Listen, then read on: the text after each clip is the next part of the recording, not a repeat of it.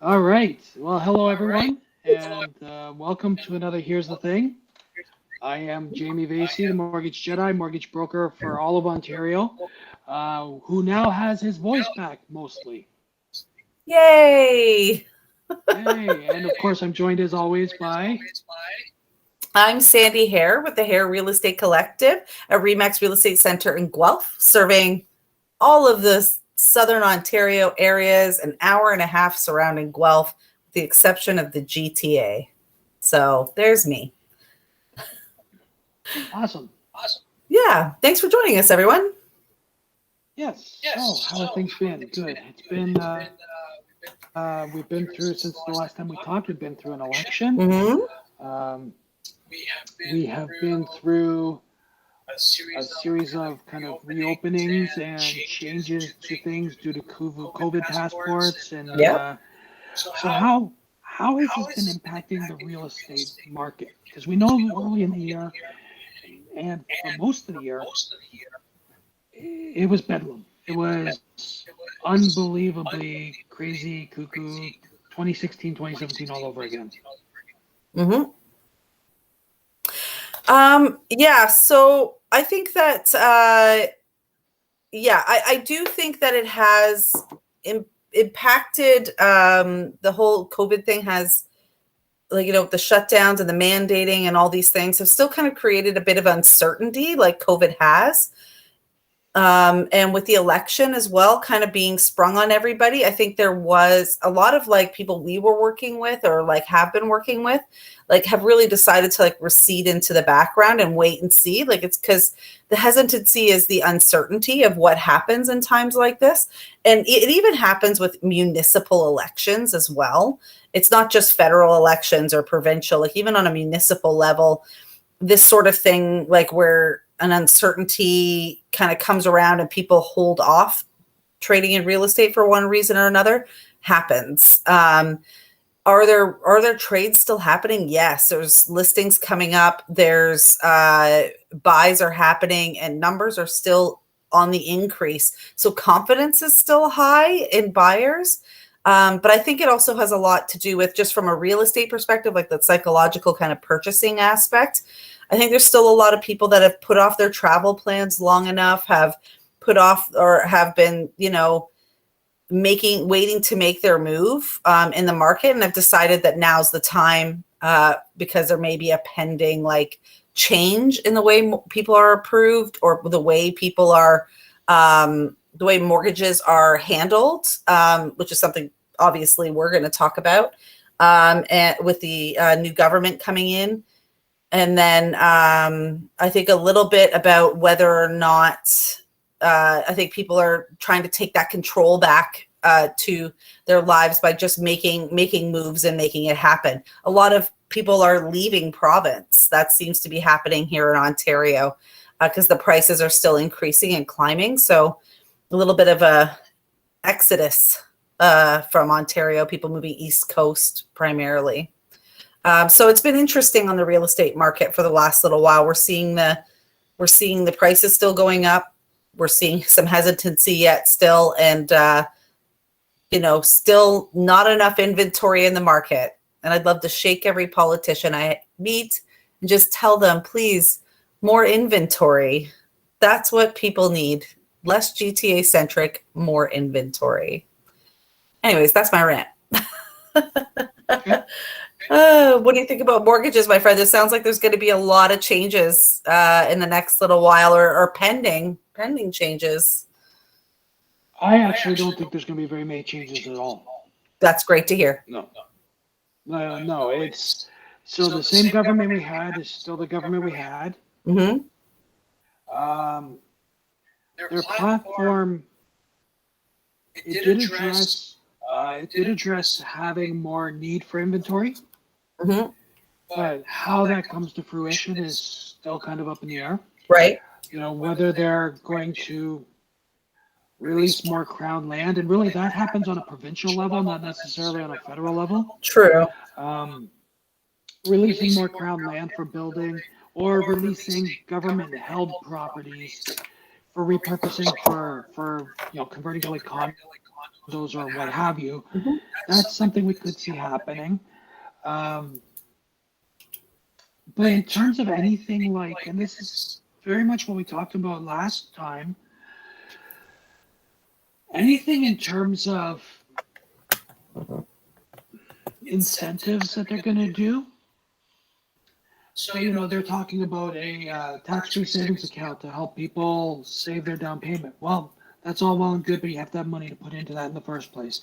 Right. They're talking about expanding the first-time buyers shared revenue or shared equity program, which is a program that nobody gravitated towards in the first place because people don't want to give up partial ownership of their home to the government. Right. Which is essentially what happens. And, things like talking about, they're talking about doing things like,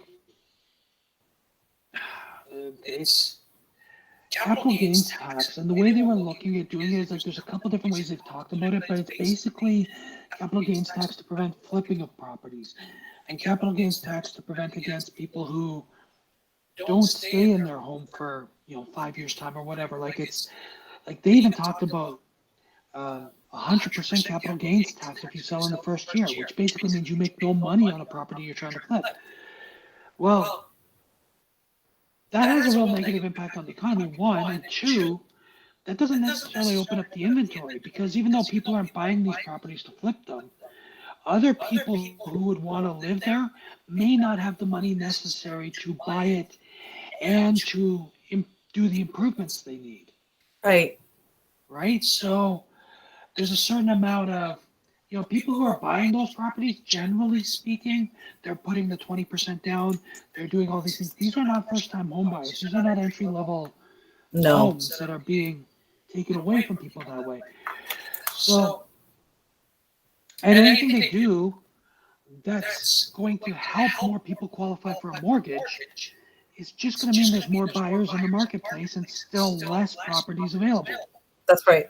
None of that translates to prices coming down. Mm-hmm.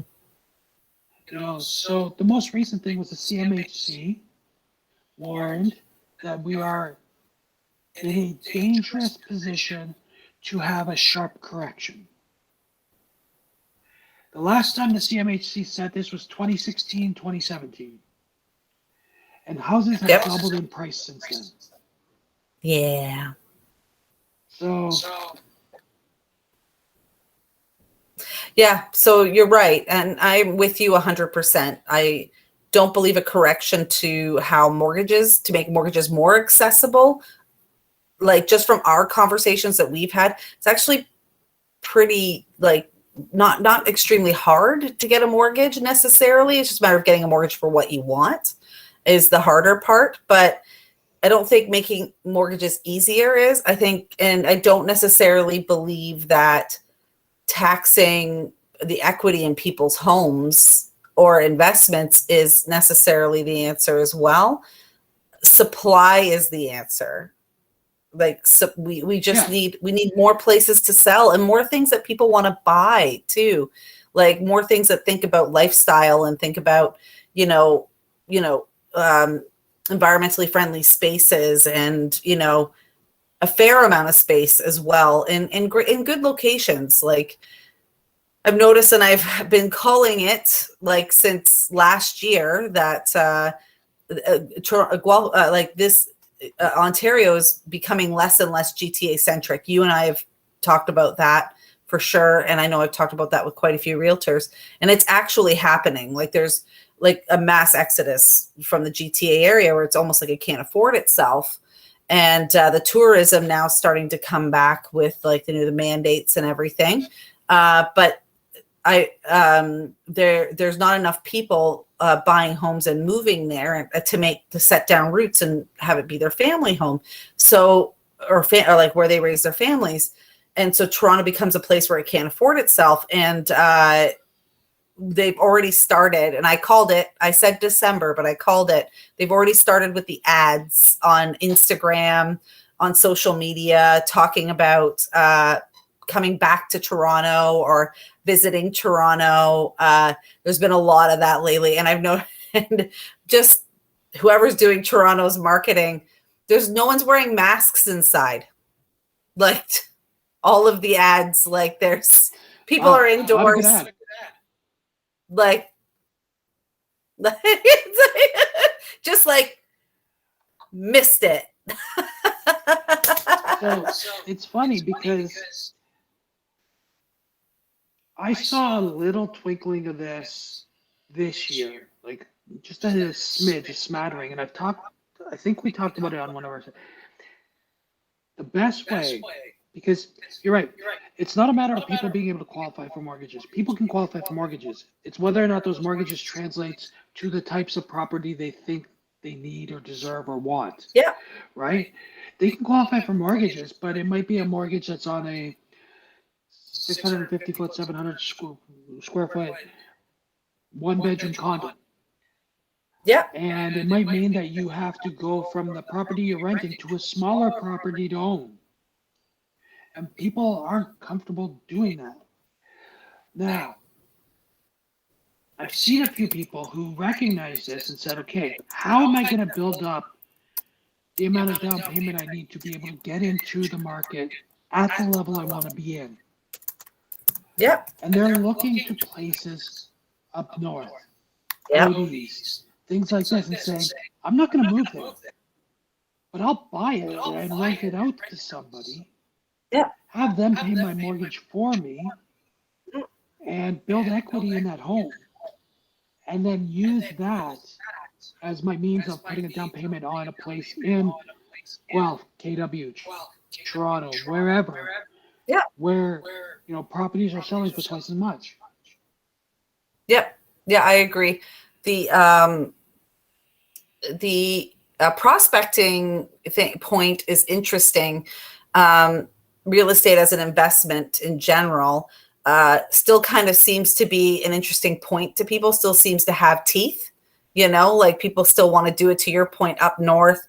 Well, I'm finding clients that we have are wanting to move out east, like into Nova Scotia. And, I mentioned this to you earlier, that New Brunswick, and because the house prices are, lighter. And again, not to move out there immediately, but like pulling the equity on their home here and then buying houses out there, renting them out, and to potentially move to later. It's very, very real. Like I see it on the front lines all over the place. Because once, I'm having another technical issue that I didn't foresee coming. I'm going to need 2 minutes, Jamie, or I'm going to lose you. 2 minutes. Okay. I'm guessing that means that the power is failing on a battery somewhere and a charger cable is imminently needed. To Sandy's point, though, I'll continue on just speaking about that. When you have places where property values are in line with what they should be for that place, but they seem substantially lower than what you're used to seeing because of where you live. If you're qualifying for a $250,000 mortgage with 5% down, well, I guess 20% down, whatever. If you're only able to qualify for a $200,000 or $250,000 mortgage, and that can get you a decent home in Timmins or Sault Ste. Marie or it can.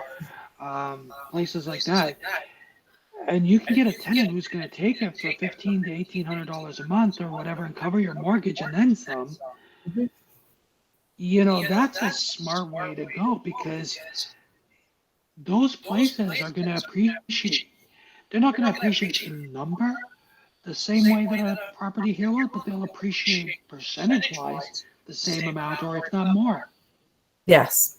To that point too, the one thing about buying an investment property in these areas, it's something that I've recently spoken to a couple people about actually, is rent rates are a little lower too. So it's really important in other areas.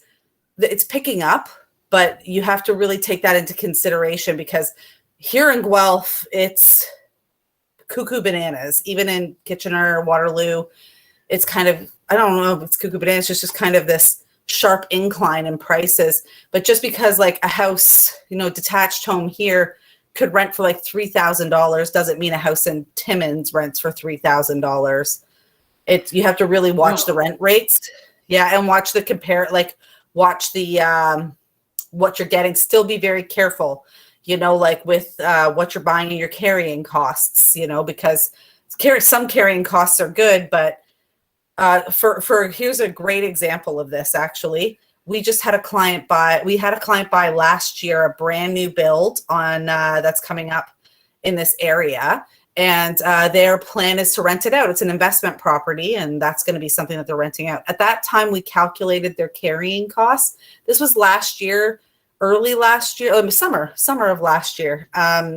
We calculated their carrying costs to be about $500 a month, which means that every month they're paying in $500 for this investment property to smooth out the bills for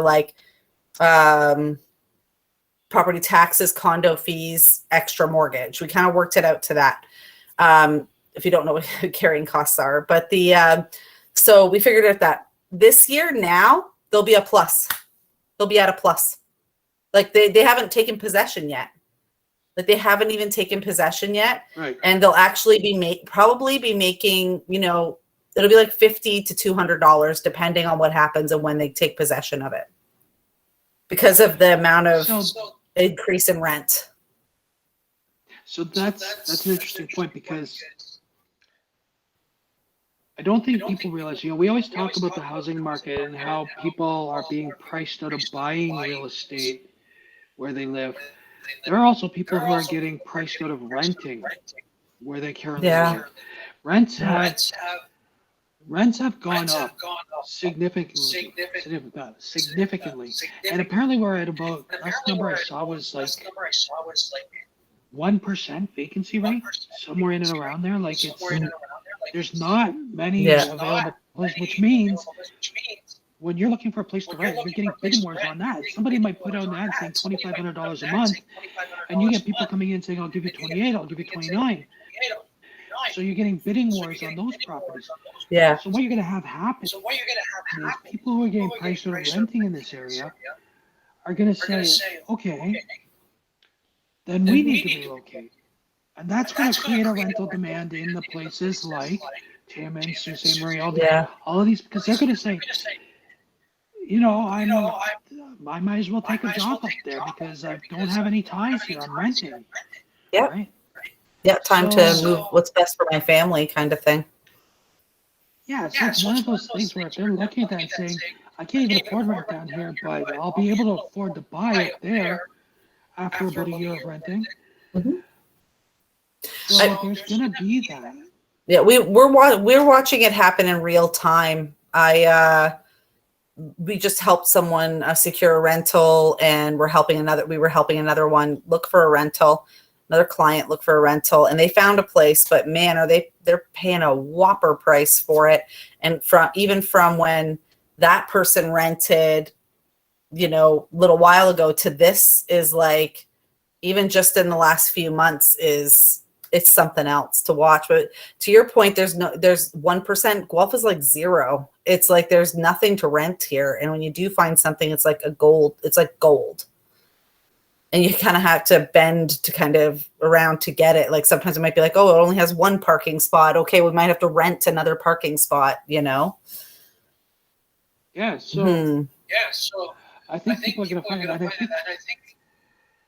I think that might lead to even more frustration in the marketplace, because really, if we want to talk about what the initiatives were supposed to be with this election, when they talked about affordable housing.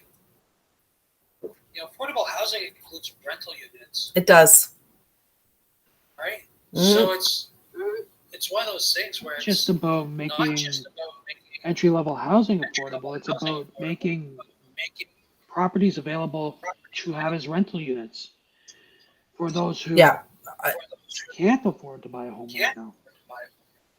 Well, yeah, and there were some buildings that went up in Guelph, specifically, Guelph, but we thought that, this great area was going to be good rent amounts here, whatever. And when they came out with the rent rates on them, they were so high, at the time. Now they're a great price, but so high, like unbelievably high at the time. So we do need more affordable options for apartment buildings. And I think Rebecca ran the numbers on it, and I'll send it to you. Maybe we'll post a blog about it, about what affordable means. And it was like a certain percentage of income, average income in the city of Guelph. What does that look like? I can't remember what it was at the time, and I'm sure it's different now because it was about a year and a half ago. But I'll send you that. I'll talk to her about it tomorrow, and maybe we'll throw up a blog on our website about it. But it's interesting because a lot of people don't understand, because affordable is like a subjective word. What's affordable to me may not be affordable to you, or what's affordable to you may not be affordable to me. And there's different values on different things, like prioritizing different things, and affordable housing is a tricky one because people oftentimes mistake it for what they can afford, but not necessarily what the going like average rate of income is, in the area, and making sure that that's the bar and it's kept around there so people that live here and work here can afford to live and work here. Yeah, Just an interesting point. There's a lot of ripple effects that have yet to happen. So I'll just give you an example. Region of Waterloo, like many other regions, they have a down payment assistance program for people who qualify for it. Mm-hmm. And I think their parameters are funny because I looked at it the other day, and it was household family income of, I want to say $94,000 a year or less, somewhere around there. And property purchase up to $480,000. And they help with the 5% down payment. And I ran the numbers, and I looked at that and said, that feels off to me. I ran the numbers on it, and a household that makes $94,000 a year, even with the 5% down, can't afford the mortgage. Like the mortgage, and I'm not saying they can't afford the mortgage. What I'm saying is the mortgage doesn't fit within the qualification numbers set out by the government. When you qualify it against a benchmark qualifying rate of 5.25%, that mortgage, they don't qualify for it at $94,000 a year. So then why haven't the other branches of government caught on to this and said, wait a second, our program doesn't even make sense because people can't qualify for it based on this. Right. Yeah. Need a really good hard look at it. Something needs to happen there, but supply is your number one answer. Not so GTA centric, it's supply is what needs spreading around resources, not having it all funnel into the larger cities in the area. That sort of thing. I think you and I have talked about this, and we've said the two ways that they can tackle it supply-wise is you incentivize the builders to actually make the units owner-occupied. So right now, when you get, I live in a new area, and when I see that probably 8 units just immediately on my street of this new build were bought for the purpose of renting, it makes me say, okay, that's taking a significant chunk of inventory away from people who might want it. And it's also creating a higher end rental market. Right? Because it's not when they're charging whatever, 3,000 plus a month, that's not allowing the people who are renting the opportunity to save down payments. So unless the government really incentivizes builders to encourage them to sell only to owner-occupied, or to sell a percentage of their building to owner-occupied, or unless they only approve the building permits on a neighborhood if a certain percentage meets the owner-occupied threshold, we're going to continue to have this where the investors are getting more and more properties, and the people who want to live there aren't. Then the other piece of that is If they're going to release government land, release it to build affordable rentals. Because if the affordable rentals, like if there are nice new units available for rent for $1,800 a month, that means that the people who are buying the new builds for the purpose of renting them won't be able to rent them for $2,800 because there's lots of nice new opportunities for less. Rents will come back in line. Yeah. I think that's the real tackling of it. I agree with you. There are a couple builders that are only selling their 1 bedroom and 1 bedroom plus dens to new first time home buyers, which I think is really great. It's not necessarily what every first time home buyer wants, but it is a really great place to start and to build equity, because eventually you can just keep holding on to it and be an investor yourself, rent it out eventually. It's a really, or you can move on from it and sell it. And sell it to another first time home buyer and keep the chain going down the road. But I 100% agree with you that land that's being released, it would be really great if that land was, when it's released, then a portion of it, you have to build X amount of rental apartments that go along with what is affordable for the area, for the general income. What's the point of the census, saying what's your general income for your household, without saying like, okay, so what's the average household income, and use that to say you have to build X amount of affordable rentable 2-bedroom units, for the area. Like a 2-bedroom unit can serve most families, like a 2-bedroom townhouse or a 2-bedroom apartment. It's like a good size one. They could serve most size groups, It's you could have a variety, but I'm using 2-bedroom as a middle of the road. Is what I'm it's saying. so funny because you see so many TV shows and articles and stuff like that romanticize the tiny houses. But if you said to those same people, like they're like, oh, I'd love to have a tiny house and blah blah blah. Okay, well, tiny houses don't quite work in this region yet, or don't quite work in Guelph yet. But why not buy this 1-bedroom condo that's 600 square feet? And they're like, well, I don't want that. Like, no, I know. What's the difference? Same, guys. Same. Like, yeah, no, I 100% agree with you. Tiny homes are a great idea.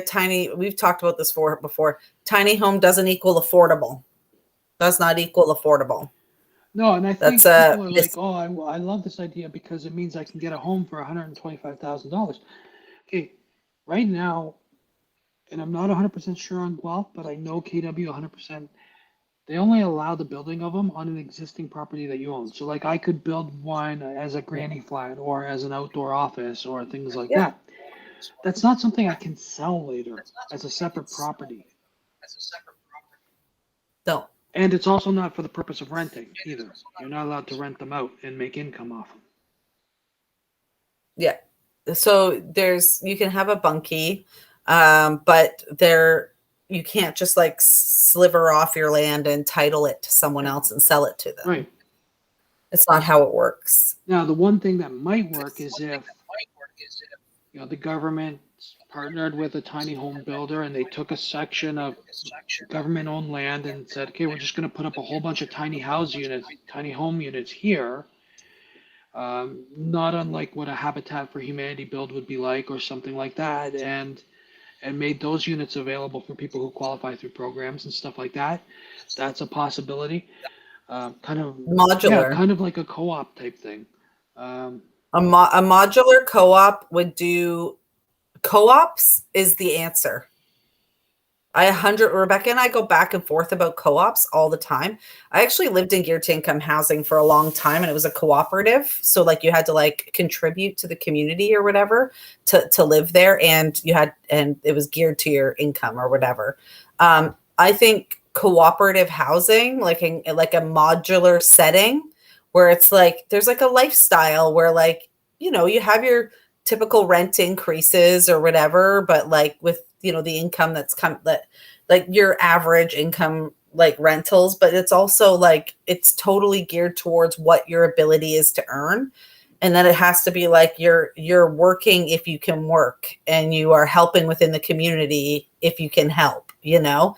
And Yeah, and what that looks and like make is you it, do gardening or shoveling, or you're on the board to help, figure you're out, on the social yeah, things like committee that. or Yeah, the, yeah, like you're helping out, you're creating community, like you're helping with the gardens, you're helping, you're the person that bags up the trees in the fall, to protect them for the winter. That's your job. Or you're in charge of making sure the snow plow guy comes, like, and things like that. And it's run by a condo kind of style where there's like financials and, stuff like that. And it could be kind of like a mixed bag where like these individual units are owned, but to a standard, just like a modular home park, and some of these parks are pretty swanky. Like I've been out to a few of them and it is no joke out there. It is a good time. And some of them are pretty nice. Like it's like, you would never know. no, and the Like you would challenge never. there is you can't get a mortgage on a modular home. But see, this is what I mean, is that you would have to like change it to be like, so it was fixed onto like a concrete pad, like where it was an actual like tiny home kind of scenario, like I'm using your tiny home scenario, but like mixing it with a park and like a co-op kind of deal. But they want to go up too. Like that takes up a lot of space. Right. To do one of those things. You'd have to have a building as well that like filled with people for it to work. Right. Yeah. Because land is expensive. Yeah, and it's like, there's so many things to tackle, whether it's the living wage or things like that. Like, there's so many things to tackle that impact people in a different way. And everybody looks at affordable housing, and it was certainly a hot button topic for the election. But you can't change a free market, right? Like, I know the Liberal government said they want to get rid of the blind bidding system. And if that happens, or, I mean, who knows? That could, for all we know, that could be Pandora's box, right? That could just create even more of a bidding war. We don't know. It might not. It may. Like, nobody can say what it's going to result in. I don't think it'll change a thing, really, at the end of the day. The thing is that the difference is that it's always supply and demand. If you, I have people that they want to know what the other offer is so they can beat it. Like they're shopping in the 700,000s, but they have a 1.1 budget, but don't want to go to it. Right. But for the right house, they're like, yeah, you know what? This is the one. And I'm willing to dummy somebody else with my, my financial like access to get it, and there's times where, like that. And you and I've talked about that, and I know the Liberals are pretty keen on the whole getting rid of blind bid. I just really hope they're talking to the right people about it, because it's not necessarily what's driving up the market. I know people are tired of it and tired of the whole like, holding off offers and that sort of strategy, but that's not what's driving up the prices. Driving up the prices is people saying, you know what, I'll just get another part-time job and we'll just make it work, or I'll like start selling these things online and we'll just make it work, because they want to get into houses, and it's supply and demand. That's what it comes down to. I don't necessarily 100% agree with what you just said, because people can't just say, I'm just going to get another job and we'll make it work, or I'm going to sell stuff online, we'll make it work, because they have to have a 2-year history of that income. Oh no, I mean like just to fill in their, like, so like I'm saying about that person that has like, they get approved for like 1.1 or $1 million, but they want to keep it around 700 to 750 because they want to keep their bills manageable, because they're starting a family, starting a business. Sorry, I should have elaborated on that or whatever. I've literally run into this like quite a few times where someone said, you know what, if we have to, I'll fill in the gaps and pick up some extra shifts back at the bar I worked at, or, you know what I mean, here or there to fill in the gaps so we have some extra cash, like just to make you more comfortable, you know, like, it's like, I don't care. I'll go from that 700 to 950 all of a sudden for the right house. So what does it say when we have a safeguard in place with the benchmark qualifying rate, where basically they're saying, okay, you need to qualify against 5.25%, and only 44% of your income can be used. So they're now saying that when you take those two numbers, it's like closer to, 38% of your income being used. And people are saying, okay, 38% of I'm getting approved for this, but it's still too much for me. So what does that say? Like, everybody's talking about affordable housing, but now you're saying that people are getting approved and they're getting approved for more than what they're comfortable affording. Well, then that says to me, okay, affordable housing isn't the problem. People can get approved. This is not an issue. That we're giving people more money than what they should be getting. And that's exactly what the benchmark qualifying rate was meant to counteract.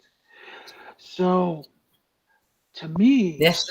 and to touch on the whole blind bidding versus open bidding system, if somebody's going to pay $1.1 million for a house, they're going to pay $1.1 million for a house. Doesn't matter if they know what everybody else bid or not. Yeah. It doesn't matter. And it also doesn't. And also the other thing too is I have watched people get so competitive and get so caught up in like winning with their blind bids that I couldn't imagine. And like, I've had people, we've talked about it afterwards. Like, could you imagine if you're standing in a room of people or you're submitting your you're like openly submitting offers and everybody knows, to be like, oh, okay, so now, the bid is at this with no conditions, can anybody beat that? I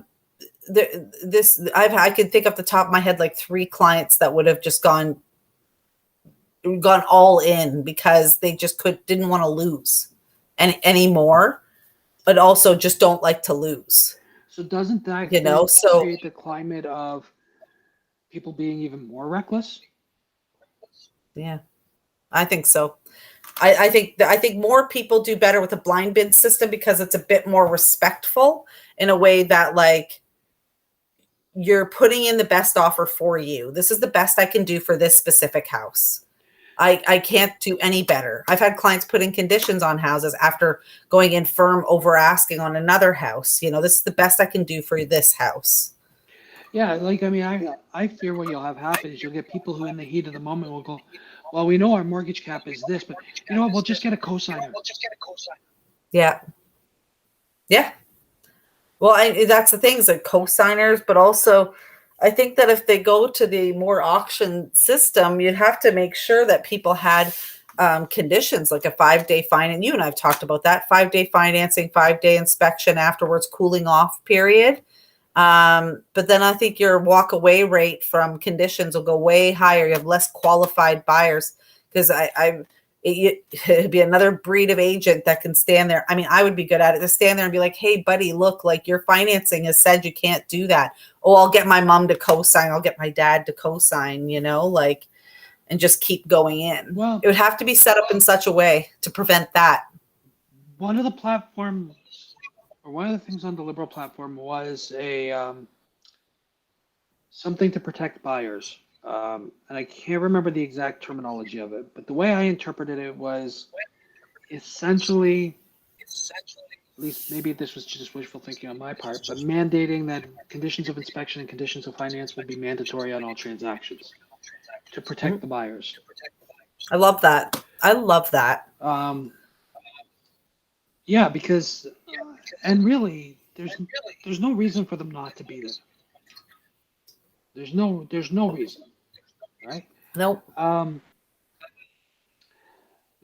But well, I guess we'll have to see. We'll have to see how it all shakes out. It's just, a lot of it reminds me of just 2016, early 2017. Like it just reminds me so much of that, where everybody's saying, "All right, I'm going to take a beat, see how things shake out, see what's going to happen. Prices have to start coming back down." Of course, they didn't. Mm-hmm. Everybody's just going to take a breath. We're going to see interest rates go up. We're starting to see it already. Fixed rates have started going up because the bond market's strong. Mm-hmm. And then people are going to say after a month or two, they're like, oh, all right, I guess we better get back at it. And you might not see 11 people competing for a home. You might only see 3 or 4 competing on a home. But it's still going to be pretty much what it was. And properties will continue to appreciate in value. They can't. They can't expect to build homes and then you can't expect to build homes and say, okay, we're building these units, and even though they were selling for $650,000, now because there's more of them, we're going to charge less. Builders aren't going to do that. The building supplies are still costing them as much. Lumber is still high. Property is still high. Like labor is still going to be, they're going to have to pay what they have to pay. So the costs to the builders aren't going to come down anytime soon that I can see. So their offering prices are for new builds. You're not going to see that take a hit. No. Yeah, no, it's going to be interesting. We'll watch the rollout, see how it goes, see what changes they make. I agree with you on land that's released. I think it's a great idea that a certain percentage of it or a certain number of units have to be built that are, affordable, and what the real term of that means. Not just picking a number and going for it. And if builders want to build, they have to make sure there's X amount of affordable houses on the property per whatever space. I agree. I like all that. Yeah. It sounds good. So what are you drinking tonight? I am drinking my Dixon's gin infusion drink. Which flavor? Dixon's I think I've drank this before. Dixon's has a really great line of like gin coolers and beverages, and they're not sweet, and I love it. It's delicious. So just getting my gin on. Nice. What about you? I went to Waterloo Brewery's tasting room the other, I guess it was 2 weeks ago. Okay. Or so, and I picked up a signature series 6-pack that they had, and this one is a vanilla bourbon stout. And it's great. Oh. I was so happy because the 6-pack consisted of that. It consisted of a hazelnut porter, a spiced rum porter, and they're like, it's my winter beers are coming out, which is great. I'm so happy about that. Nice. I've actually recently heard about that one. I haven't tried it yet, It's but good. Somebody was asking me about it the other day if I'd tried it. So it's on my list. Oh, sad news for Jays fans. The Yankees have just tied the game 5-5. Double dutying it this evening. It's been both fun and heartbreaking to watch the last couple weeks. I'm sorry. So it's nice to be back to the game, though, for you, I'm sure. Yeah, my last game was, I think 2 weeks ago, was the last one I went to for the season. And, of course, I'll have tickets again next year. But, yeah, it's been fun to actually get back out to them. Yeah. Great. Good. So, I don't know, anything else you want to touch on, or do you want to wrap it up a little bit? Not really. I think it's just an important note to note is that like we were talking briefly before, transactions are still happening right now in the fall. There's a big supply problem. If you're considering selling your house, or you got a new build for next year, or considering moving in the spring or early spring, you might be primed for a long close right now. The market's pretty good right now. There's lots of people out there shopping. And prices still seem to be pretty stable. So whatever that is driving that force, it's pretty good time. So yeah, that's just my advice. And don't stop looking for a house or trying to buy a house in November and December. Keep plugging because people are listed for one reason or another in November or December. That's my piece of advice. They got to sell. We really might be getting back to a little bit of old school where if you have a client, I hope so. If you have a client and they really like a certain neighborhood, canvassing that neighborhood, saying, look, I've got a client who wants to buy a home here. If you're at all interested in selling your home, please let me know. And kind of being proactive as opposed to waiting till you see a home Mhm. pop up. Being proactive and going out and finding your home might give you that edge. Yeah, I think we're at that point. I think that I try not to be an annoying realtor and go out there and like door knock and stuff like that. But if you live in Guelph, there's a good chance I have someone for you that's desperately looking Yeah. for a house. Like but you're right. You're right. I think I agree with you also that the earlier you mentioned about the feels like 2017. Rebecca and I were talking about, I got a real good feeling that we got a good, solid, settled 2018 year coming to us. And I'm really excited about it. I hope this is it. It feels like we're sliding into it. It would be really cool if that happened. Yeah. We'll see. A couple months, we'll know. Probably by March, April, we'll know. Yep. All right, friend. And if I remember right, 2018 started out pretty hot. Like March, April, and May Super hot. was pretty busy. Pretty hot. Yeah. Yeah. But the rest of the year was super civilized. Yes. Like conditions, like it was awesome. Yeah, but we had a pretty cold finish to 2017. Yeah. Right? And it was everybody taking a step back, taking a beat, calendar year changed, and everybody started looking again. Yeah. Yeah, it flipped. It was like January 1, calls. Yeah. Awesome. All right, well, we will do this again. We did it end of September. We'll be close to Halloween next time. I love it. Yes. Most wonderful time of the year. Maybe we should do a costume one where we dress up. I'm cool with that. Yeah. I'm cool with that. Sounds great. Well, of course. I promise to get my technical difficulties under control for next time. New headphones are coming my way. All right. Well, thank you everyone for joining us. And if you have any questions, of course, you can reach Sandy. Just go on it's the harecollective.com, I believe. And it's S-Hare or share at the Hare Real Estate. Share. At the Hare Real Estate Collective.com or harecollective.com. Share at harecollective.com. And myself, you can reach me at mortgagejedi.ca or Jamie at mortgagejedi.ca. Hope to hear from you soon. Cheers. There it is. Bye.